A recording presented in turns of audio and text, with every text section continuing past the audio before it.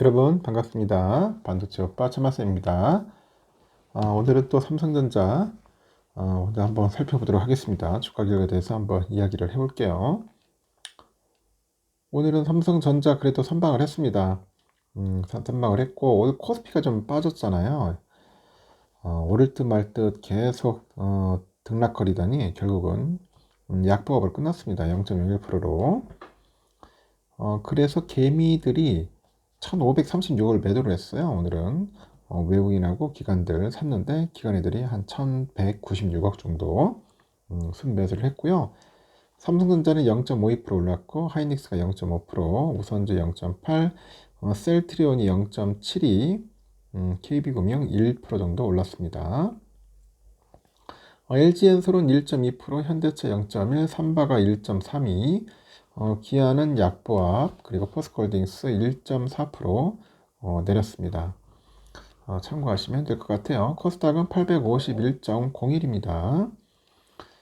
개인들이 990억, 외국인 970억 매수했고, 기관 애들이 한 600억 정도 매도를 한 거죠. 에코프로 BM은 4.7%, 에코프로 2.6, 알테오젠 2%, 엔캠 1.1, 리너공업 0.9, 레인보우 0.6% 이렇게 빠졌습니다.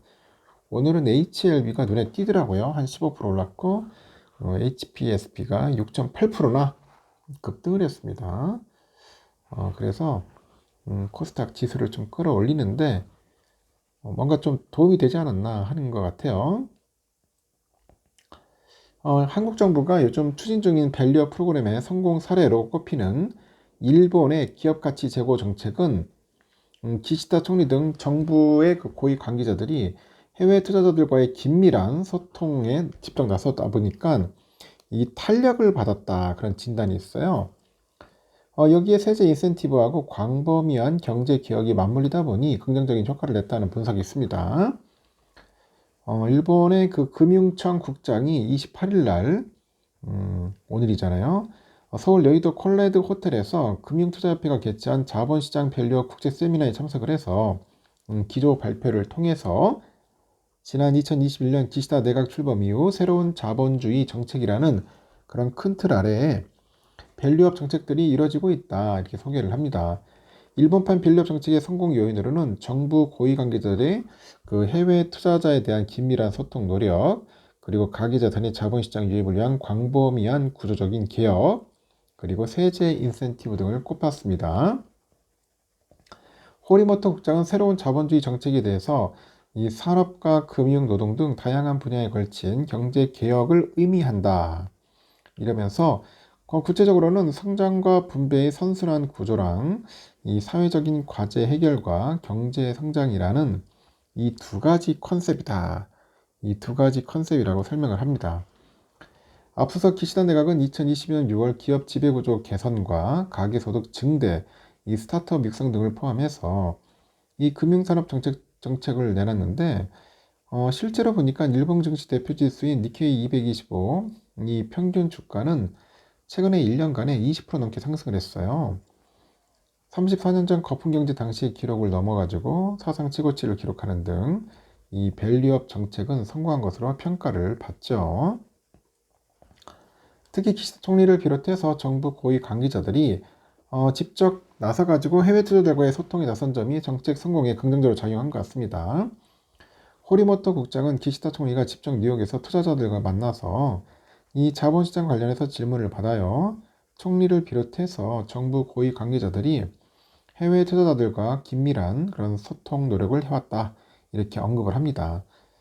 이와 함께 가계자산을 자본시장으로 이입시키기 위한 광범위한 그런 구조적인 개혁이 있었다는 점, 세제 인센티브 역시 정책 성공에 기여한 것으로 분석이 되죠.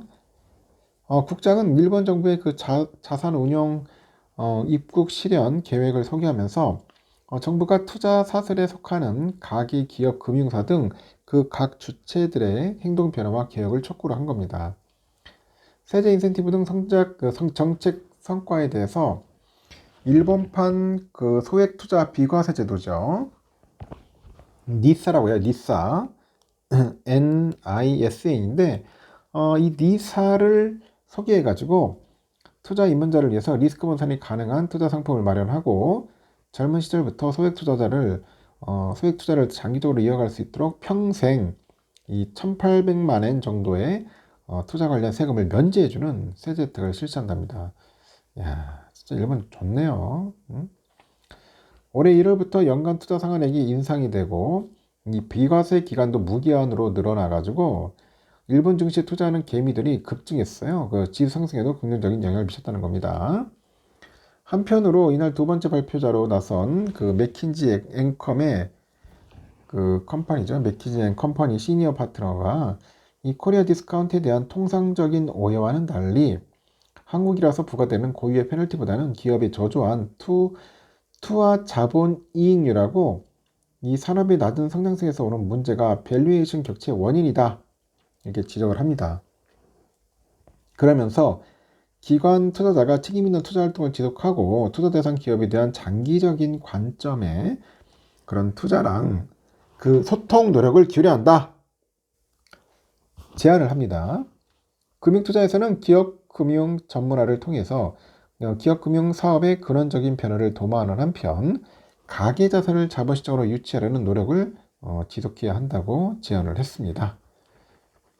하여튼 일본판 밸류업 상당히 부럽네요. 우리 국내도 좀 약간 비과세나 이런 거 좀 했으면 좋겠어. 좀 기간도 늘려주고 금액도 늘려주면은 상당히 좋을 것 같다. 저는 그렇게 보여집니다. 쓸데없는 거 안 하고 확실한 것만 해줬으면 좋겠어요.